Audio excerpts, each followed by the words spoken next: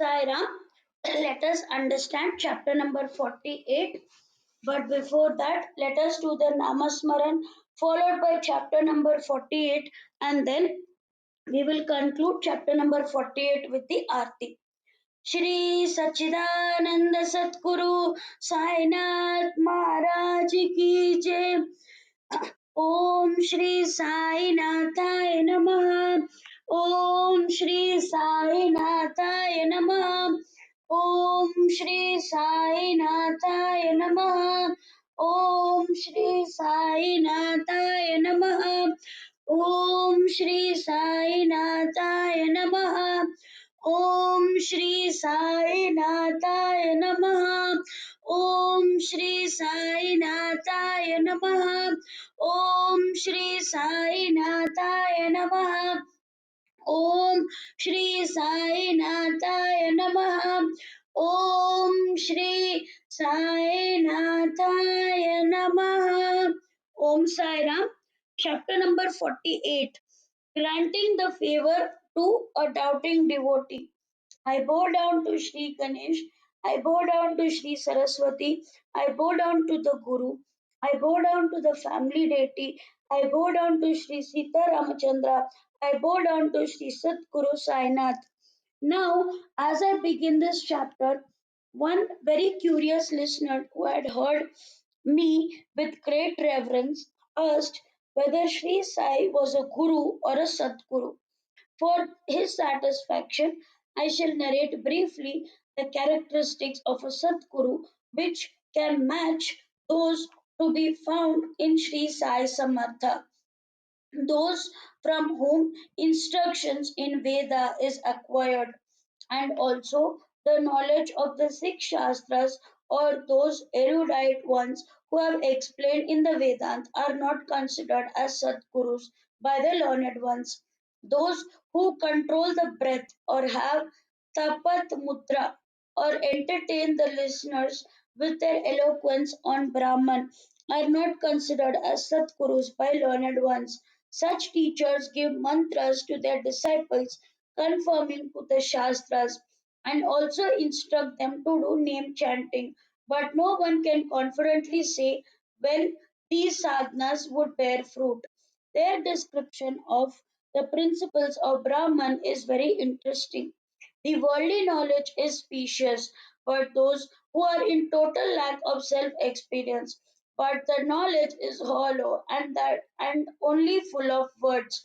When one clearly hears such explanations, one would loathe both worldly and spiritual experiences.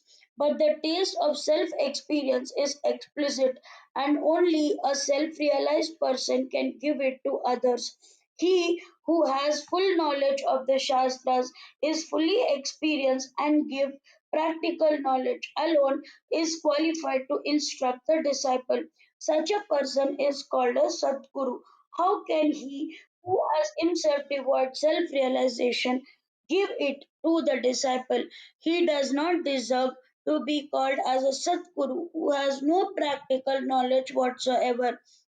Know that he is the Satguru who does not, even in his dream, expect any service or profit from the disciple. On the contrary, he wishes to serve the disciple. Only such a Satguru is beneficial who does not consider that disciple to be insignificant, and the Guru is the best amongst all. He should be egoless.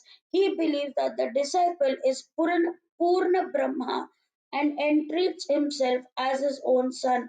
He does not expect anything from him for his maintenance. Such a Sadguru is the best in the world. He who is the abode of supreme priest, I had no pride of learning, does not distinguish between the young and the old, and the rich and the poor, is the embodiment of a Sadguru. Such are generally the characteristics of a Sadguru, which I have compiled and narrated briefly for the listeners who have completely surrendered. What more can I say to those fortunate ones who have been fulfilled by Sai Darshan? These are the true characteristics of a Satguru. because of the store of accumulation of merits of many past lives that I have attained at the feet of the Sadguru Sai. Even in the full bloom of youth, he has nothing of his own. No family, no wealth, no support, no home. He hoarded only tobacco and chillum and had very strong determination. Even at the age of 18, he had complete control in his mind. He lived in solitude and always fearless, abiding in the self. Seeing the pure attachment of his devotees, his creed was that he was at their service. To explicitly demonstrate his love for his group of devotees, he lived with them with fond affection. Hail, eternal Parabrahma! Hail, helper of the destitute! And blissful countenance. Hail, supreme consciousness, and one at the service of devotees. Hail, hail to the one who is beyond duality. Hail, hail to the one who is beyond attributes and with attributes, one who witnesses everything and is transcendental, one beyond the understanding of all who are not the devotees. Hail, hail to the remover of distress of worldly existence. Hail, hail to the destroyer of difficulties, to those who seek refuge and have come with full of love. Satguru Raya, you have become invisible, merging with the formless, but you act for the welfare of devotees. Even after leaving the body, those who are devoted to you still have the same experiences as they did when they were in body, though you are now invisible.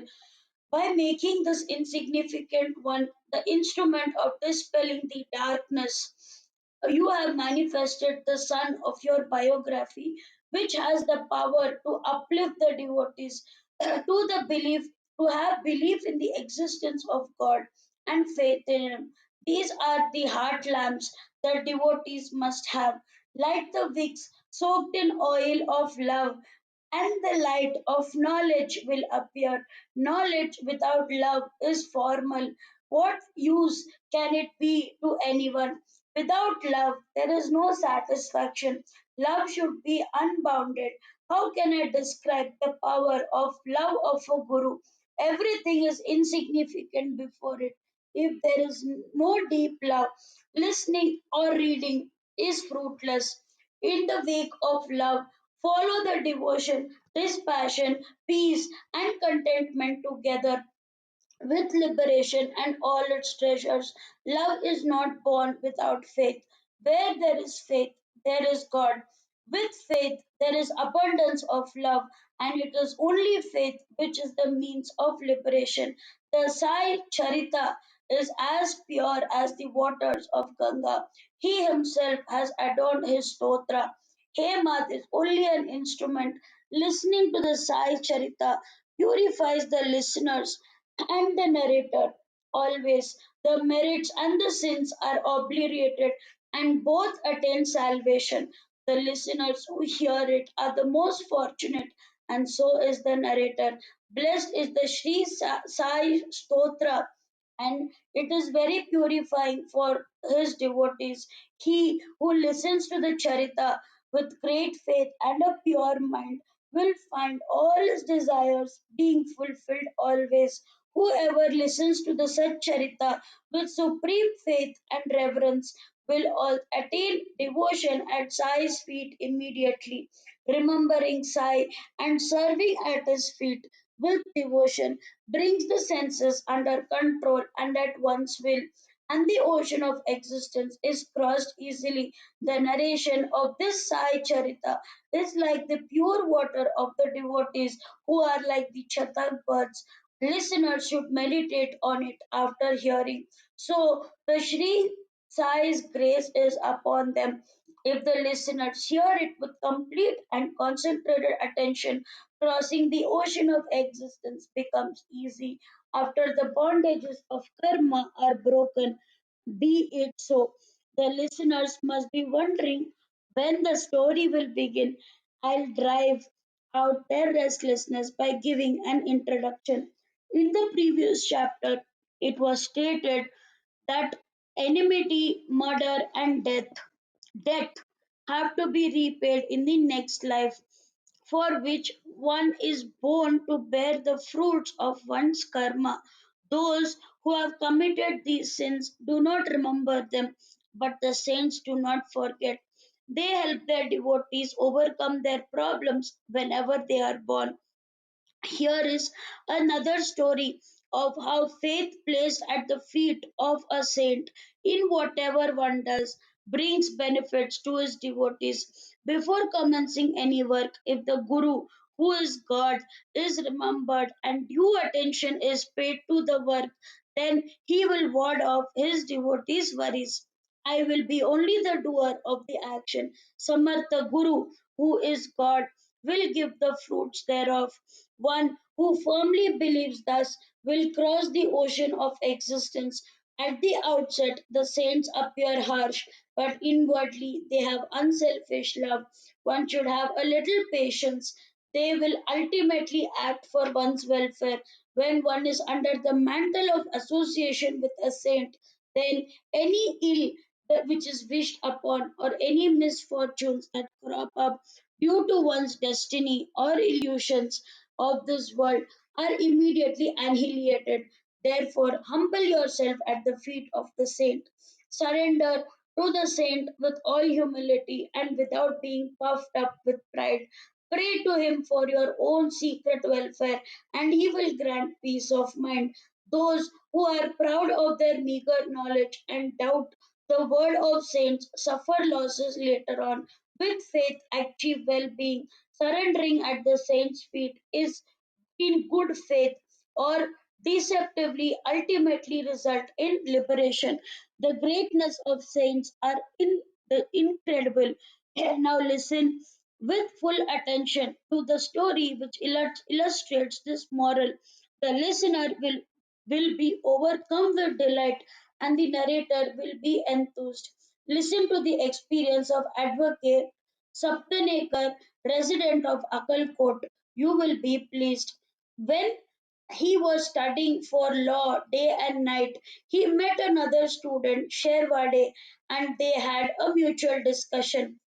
Other class fellows also came there and got together in one's room. To judge the extent of their preparedness, they asked questions to one another.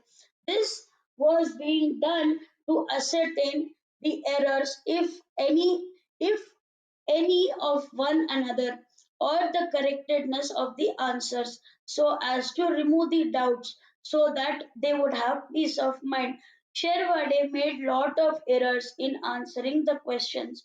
So in the end, all the students wondered how he would pass the exam and his studies were inadequate. Though they ridiculed him, Shevade was full of confidence that he would pass at the right time, irrespective of whatever adequate or inadequate that he had. Even if I had not studied, my Saibaba is there to ensure that I get through. Why do I worry? Hearing these words, Saptanekar was surprised. Taking Shevade aside, he began to question him. Oh, who is this Sai Baba whom you extol so much, in whom you have complete faith? Where does he reside?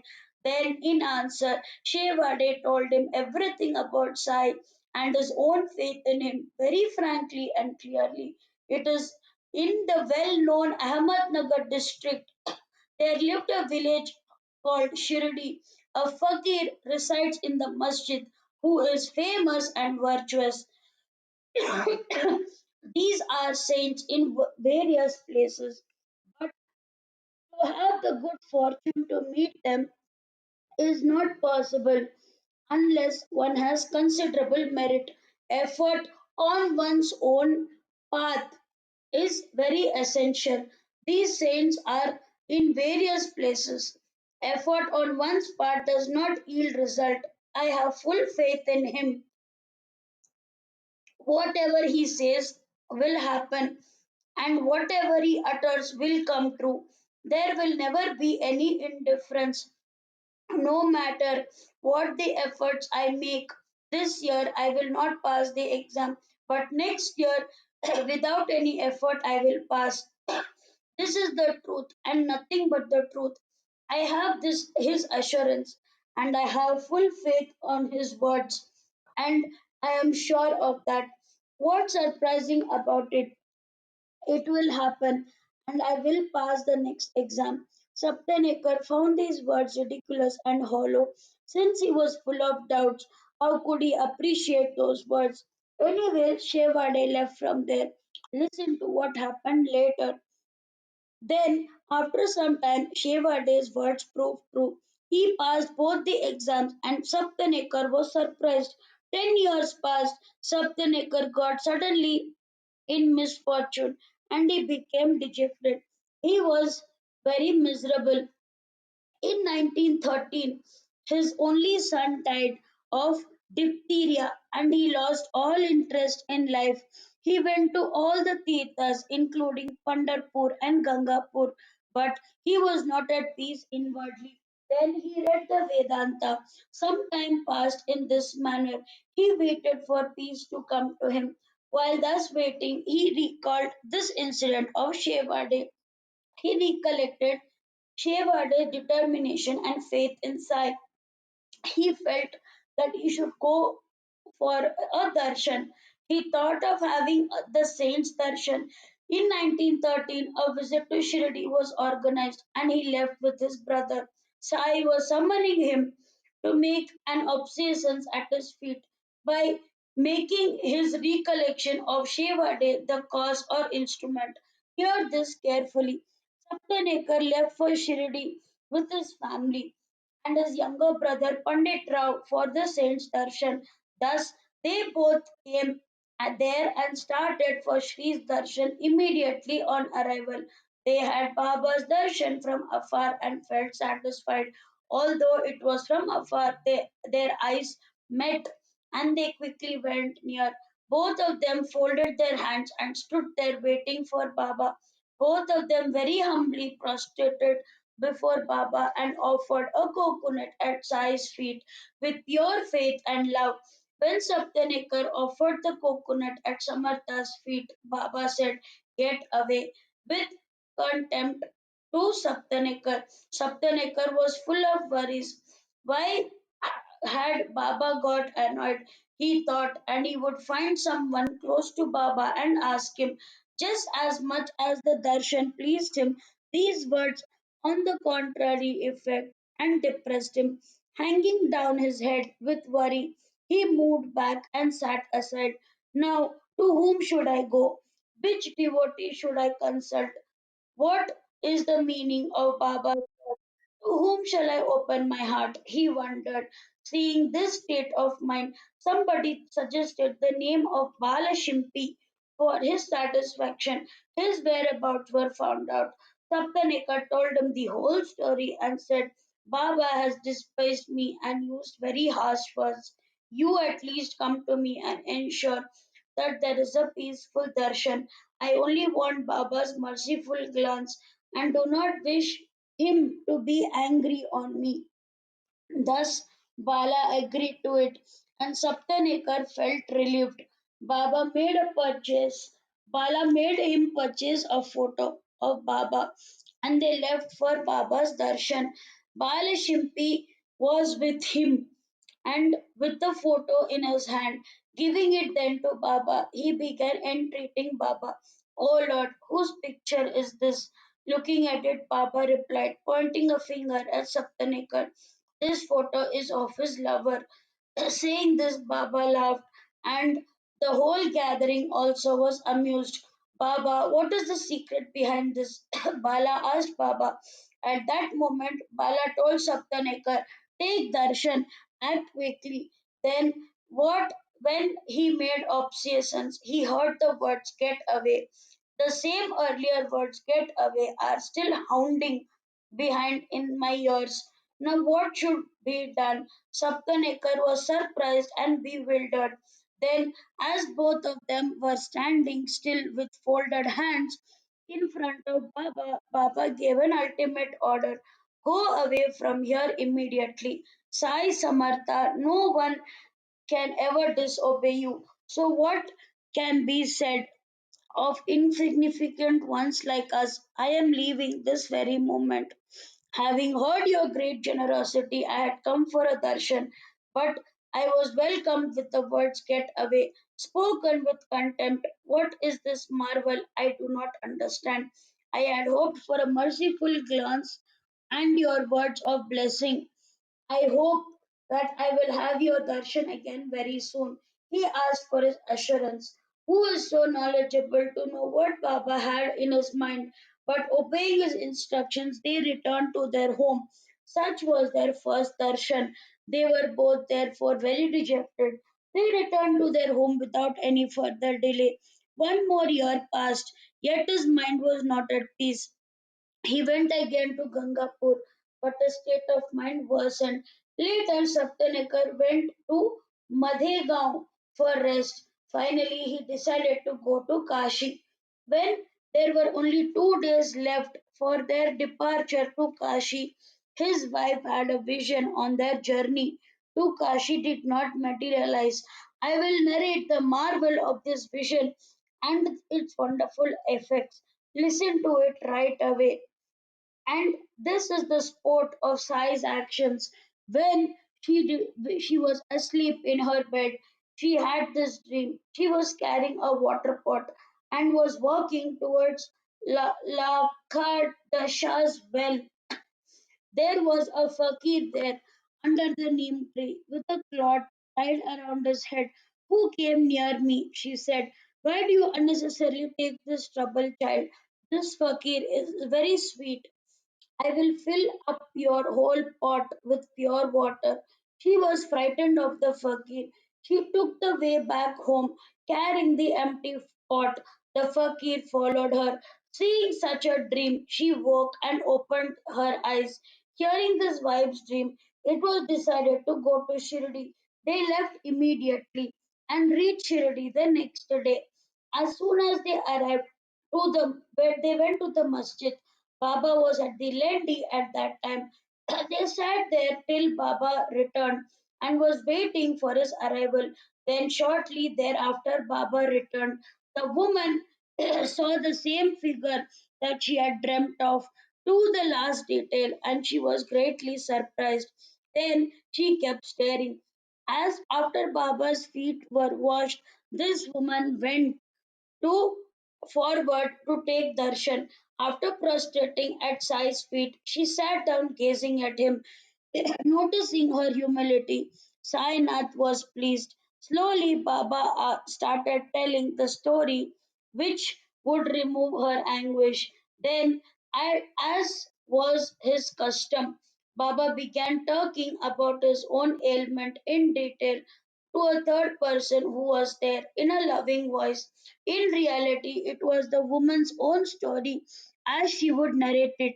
It was told in her presence, and she listened to it with great care. My head, stomach, and waist have been hurting severely since a long time. I am fed up of taking medicines as nothing gives me relief. I am tired of taking medicines because they have no effect. But right now, I am surprised to find that all the pains have disappeared suddenly. Such a story was narrated to a third person without mentioning the woman's name or indicating to her this was her story truly and it related to her only. Later, after a month or two, as Baba described, she was relieved of her pains. Then was there a realization came to her. The woman's desires was fulfilled. Then Saptanika took darshan and Baba again greeted him with the earlier words, get away. I do not know how I have erred. Baba had unfailing contempt for me. Whenever I bow down to him, he has only one answer, which is customary to him. It must be accumulation of some sins of my earlier life.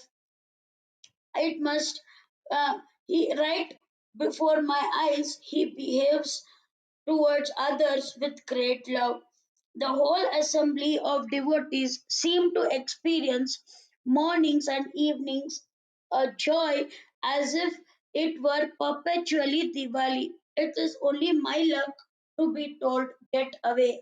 Some actions of mine had aggravated him and caused me to be unrighteous, and I am amazed.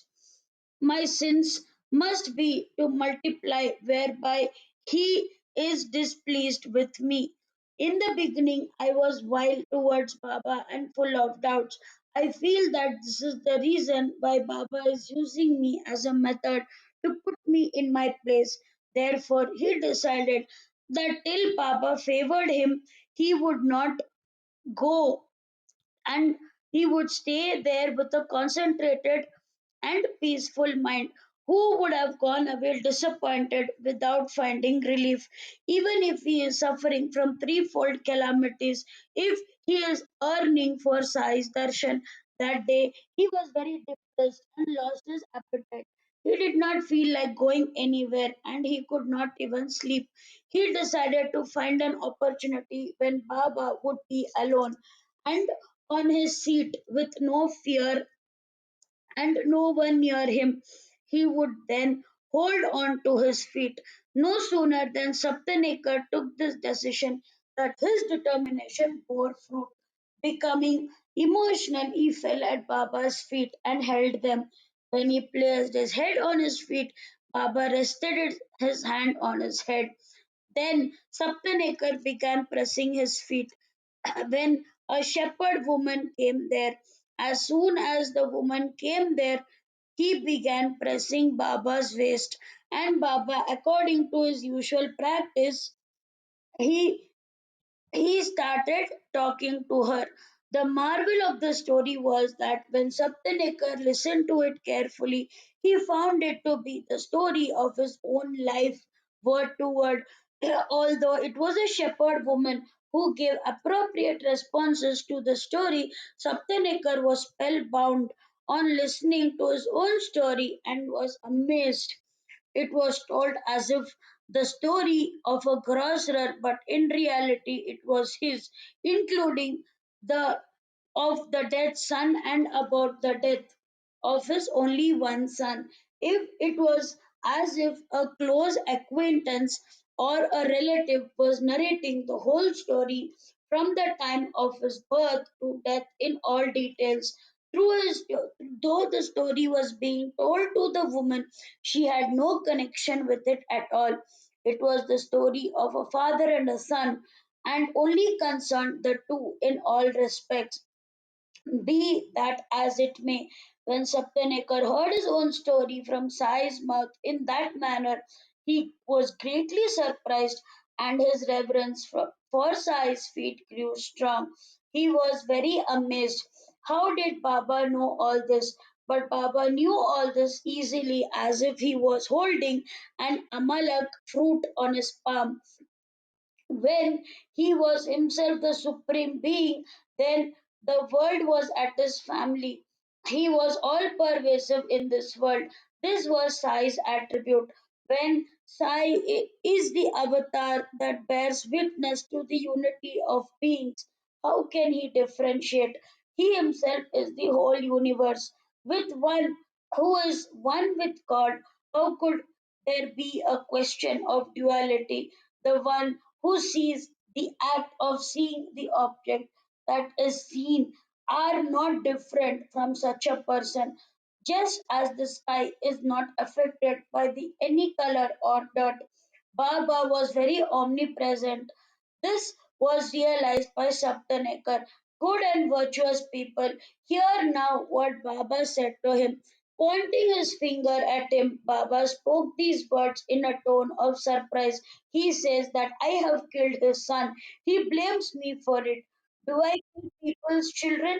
Why does he come and weep in the masjid? Very well. I will do this now. I will bring back his son through his wife's womb.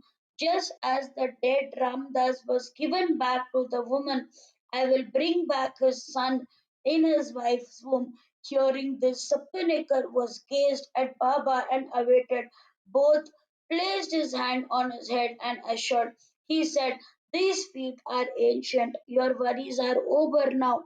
Have full faith in me. You will be fulfilled soon. Saptanekar was pressing Baba's feet. When he heard these sweet words, he was choked with emotion and his eyes was filled with tears. He prostrated at Baba's feet. He was filled with eight sattvic emotions. His eyes had tears of joy, which with which he washed Baba's feet with love. Again, Baba placed his hand on his head and said, "Stay peacefully and without worry."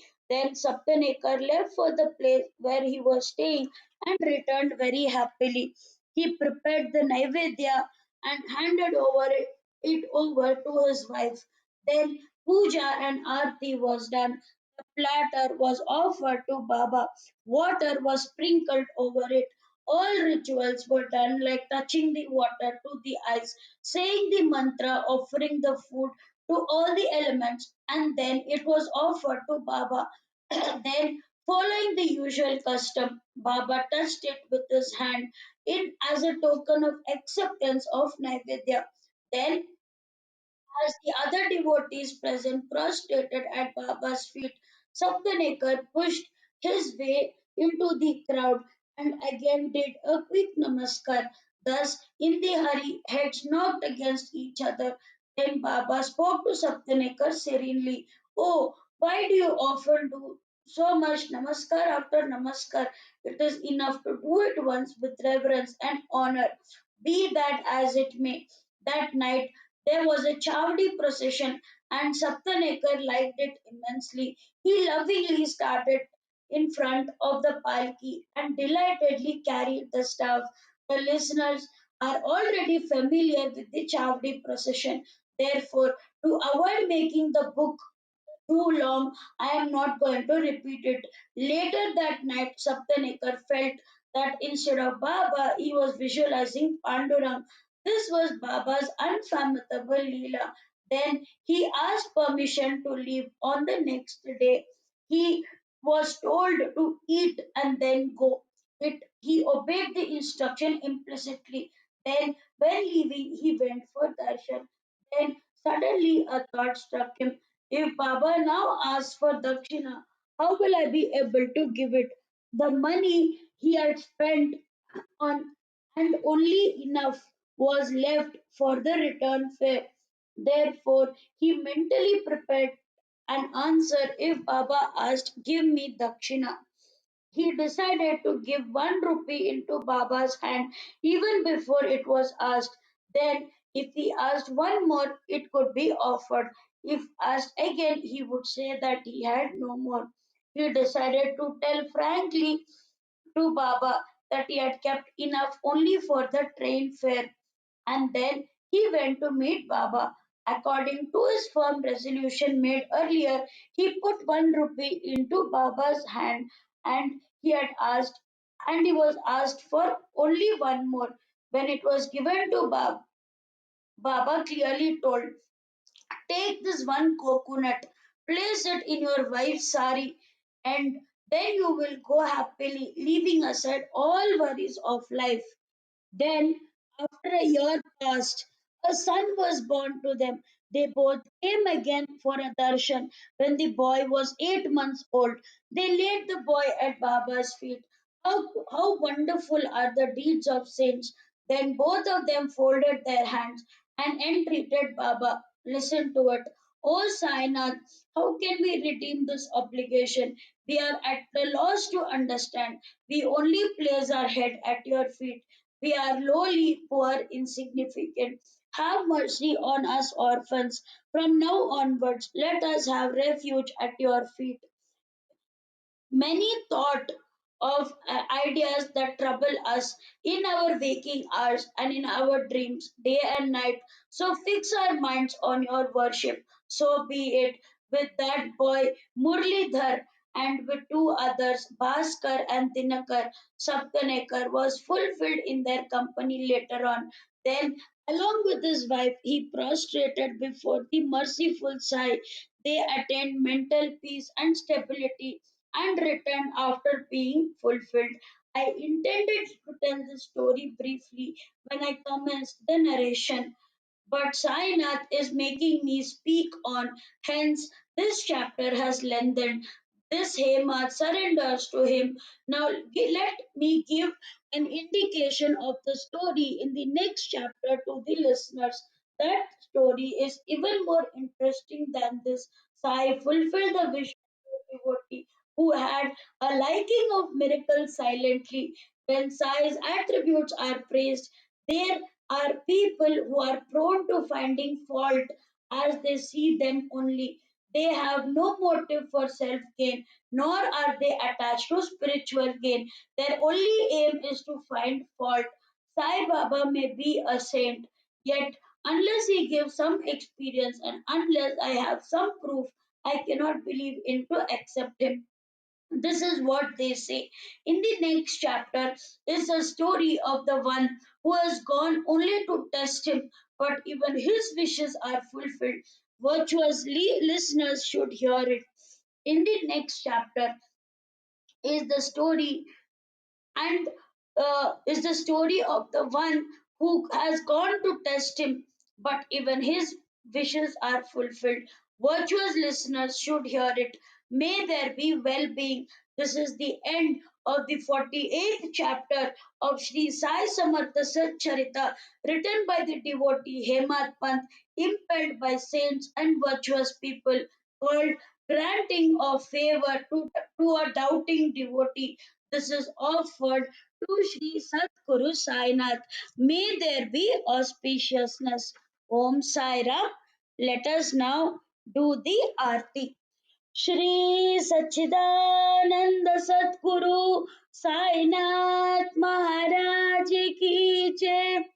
Shirdi माझे पंढरपूर साई बाबा रमावर, बाबा रमावर, साई बाबा रमावर, च्युत भक्ती चंद्र भागा भाव पुंडलिक जागा, पुंडलिक जागा भाव पुंडलिक जागा, याव याव अवके जन करा बाबा श्रीवंदन, साई श्रीवंदन करा बाबा श्रीवंदन, धनु बनी बाबा साई पाव पाव माझे आई, पाव माझे आई, पाव पाव माझे आई. बने लोटांगण बने गचरण तोयाची पाहिन रूप तुझे, प्रेमीन रंगीन अनंत पूजी पवेव माईन बने नमा, तमेव माता पिता त्वमेव, तमेव बंधु सदा त्वमेव, तमेव विद्या दैरंगमेव, तमेव सर्वं मम देवदेव. अयर्नुमा प्रसन्नियर्मा उद्याकनावा पतन स्वभाव, नरोमि अद्यान् सकलन्तरस्मै नारायण इति समर्पयामि. अच्युतं केशवं राम नाम नारायणं कृष्ण दामोदरं वासुदेवं हरि केशवं माधवं गोपिका वल्लभं जानकी नायकं रामचन्द्रं हरे. हरे राम राम राम हरे हरे, हरे कृष्ण कृष्ण कृष्ण हरे हरे. श्री गुरुदेव दत्त सच्चिदानंद सतगुरु साईनाथ महाराज की जय. Om Sai Ram. I urge all the listeners to read one chapter of the Sai Satcharitra daily and soak in Baba bliss. Baba bless you. Om Sai Ram.